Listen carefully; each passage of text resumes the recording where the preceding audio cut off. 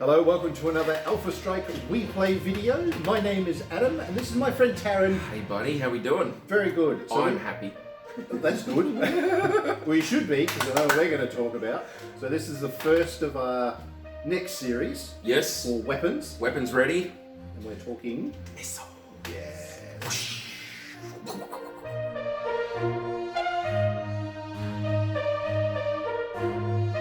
We've done little pew-pew-pews. And we've done the big pew pew pews, the dackers. And dackers. Now this is whooshes, I guess you'd call it. Yeah, whooshes. Yeah. Whooshes will do.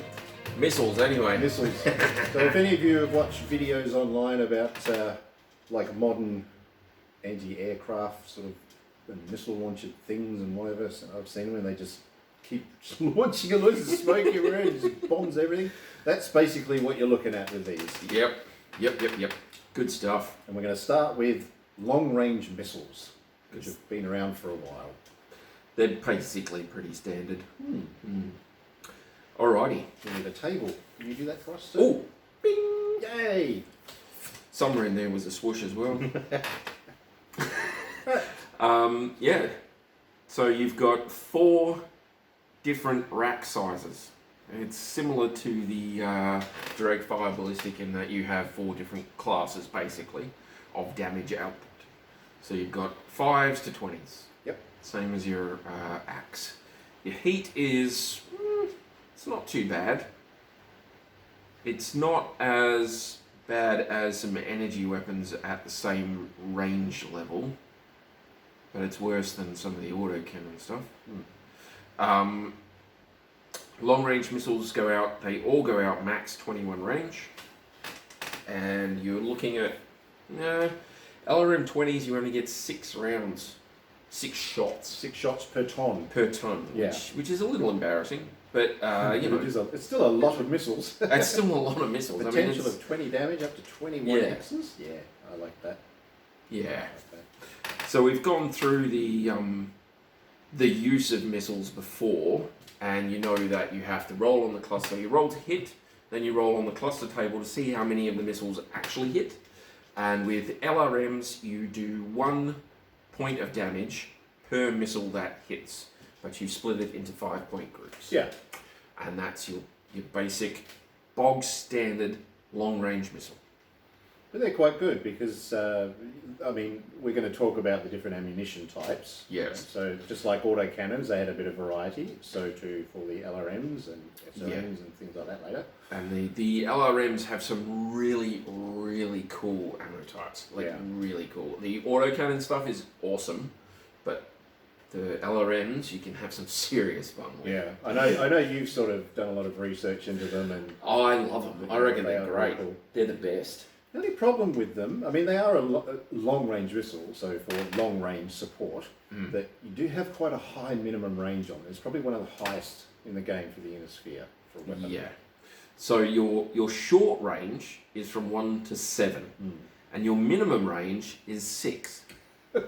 So you have a very, very narrow window for actually being able to fire at short range. That's sweet spot. Yeah. You've got one hex in your short range bracket. You'll see a lot of LRM players, once it gets to close range, you'll see a lot of people pre-counting where they want to go and trying to get 7 hexes away from someone. Yeah. It's automatic after a while, you just do it. Yeah.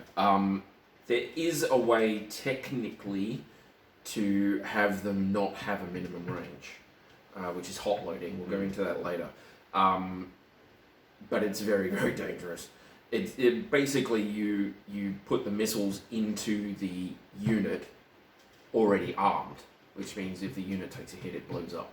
So yeah, we'll go into that later on. I don't personally think it's worth it. Okay, if you're not shooting people at least 14, then you're not an LRM player. Yeah, right? pretty Really. much. That's it. Yeah. And if you're a clan player, you don't have to worry about any of that because they don't have any minimum range on their weapons. Exactly. So that's super cheesy. So yeah, so not only is there LRM 5, their LRM 5 is a ton lighter, goes to the same range, thankfully, but does not have a minimum range. It generates less heat too, I think. Oh no, same heat. Yeah. Okay. The LRM-20 is what? The Innisphere one is 10 tons 5 spaces. The Clan one is seriously, it's half the weight. Yeah. It's 5 tons and 4 spaces. Yeah. Yeah. Which is why when the Clan stuff first started coming out, when I had the Dogs of War, I was like, just going, no, everything's getting modded with Clan stuff. I don't care. All the LRMs became Clan racks because that's just ridiculous. You halve the weight. I mean, you don't understand. That's gone from 10 tons to 5 tons. Yeah. There is a Clan mech called the Bane. I think I know that it's one. heavy or assault or whatever, but it wanders around the battlefield with 8 LRM-15s on it. It's just okay, maybe I don't know that one. awful. Just absolutely Good lord. Like I've faced it. It's just terrible. I mean, With I like bayonet the in longbow. range and the longbow for the Innisphere, But that's and the archer. Yeah, but the that's archer's just not rude. on it. It is, yeah. You can do it with the Clan tech. You can come up with some pretty ridiculous Yeah. combinations of weapons. I mean, your Archer has 2 LRM-20 racks. as standard, yeah. As standard? That's the most common. That's Version? 20, Yeah. right?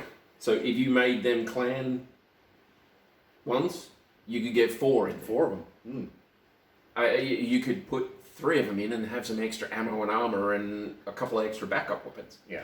You know, it's ridiculous how good the Clan ones are. Yeah. It is seriously ridiculous. I mean, you pay for it in BV. Yeah, It oh sort yeah. of balances up a little bit and things like that, but it's still a very, very good weapon to choose for the Innisphere. Simply, I mean, especially if you're going up against the Clans, you want as many weapons as you can with a long range, Yeah. just to try and counter all their advantages. Mm. But it's a good weapon. It is a good weapon to choose. Yeah. One good thing about it is the ability to do indirect fire. Yes. Now you've used this a lot. You're pretty good with I it. actually really like it. What I really like about Indirect Fire is all the funky tech that makes it a lot easier. But as a basic idea, the Indirect Fire is, I love it. I reckon that's great. Yeah. You run a small unit, you put a Savannah Master out there, or you put a VTOL out there, or you get a Locust or something like that. You run it out there and you spot the worst target you can find, and your LRM carriers are back here and they just go and it's Yeah, so anyone who has LRMs can basically use that spotter as their view. Yep. So they just radio in coordinates and they just up and over. So you can have terrain, solid terrain that blocks line of sight. You can still shoot. There are penalties. I think you get a +1. And it's an automatic +1, and you get extra stuff for the spotter. We did an Indirect Fire video a while back. Yeah. Wow. If you want to try Indirect Fire and you haven't watched it, have a look through the list and see if you can find it. It's good stuff. Yeah. And at the end of the missile weapons thing, we might do some tech, and we'll go through some of the different missile types and some of the different things that work with those missile types. Yeah. But there's a lot of stuff out there that makes your Indirect Fire a hell of a lot easier. Yeah. A hell of a lot easier. Yeah. And it is really, really cool when you have stuff with direct fire weaponry coming down on you. You can soften it up with that indirect fire from 21 away. Yeah. That's the bomb. It is good. I love it. Yeah. It's quite a popular weapon for vehicles as well. I mean, you mentioned the LRM carrier. Yep. But I find that a lot of the tanks, say 60 tons and above, they tend to have at They'll least have at an least LRM one- 10 or something on Yeah. there. They'll have at least one long-range missile rack. Yeah. 5, 20, doesn't matter. They'll have at least one normally. Yeah. For that indirect fire capability, they can add a lot of support to a battle. It's really good. Yeah.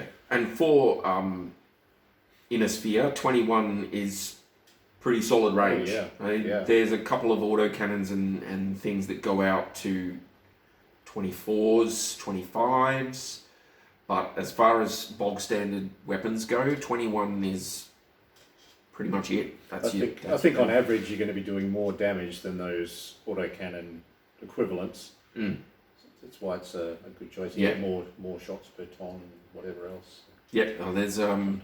there's a heavy version of the LRM carrier as well, I'm pretty sure, and that can do some serious damage. Yeah, I think it was a periphery design actually. It was Yeah. like 4 LM20s or something. It's gold. All on a turret, mind you. Yeah. You shoot in any direction it likes. Thanks. That's 80 missiles downrange. That's nothing to sneeze No, at. that's right. Get a lance of those or whatever. And Oh. if you indirect fire, you're not getting shot back at. Yeah, that's right. So purely from a strategic point of view, it's quite powerful. Mm. You know, if you're in a sort of a city or like lots of canyons and things like Lots that. of canyons, lots of hills, lots of Yeah. cover. It's a good solid weapon. I reckon. I love them. I reckon they're great. Mm. And when you start adding, like I say, extra ammo, extra tech, all of that sort of thing in there, and Yeah. you've got some vehicles or something really light and fast, then it really comes into it. It's really, really good. I love them. Yeah. But there's a lot of missile weapons out there. There is. So that's long range missiles. That's but long I'll tell range. you what, yeah, there's some other cool stuff that's come along thanks to the clans. Yes. And, the need to adapt and capturing some of their technology. The Innisphere's come up with some cool stuff. We're going to talk about that. But for this video, I think that's it for LRMs for now. I think so, yeah. They're freaking awesome. Yeah, they are. Video Okay. done. Thank you. Thanks for watching. We'll see you next time. Bye, guys.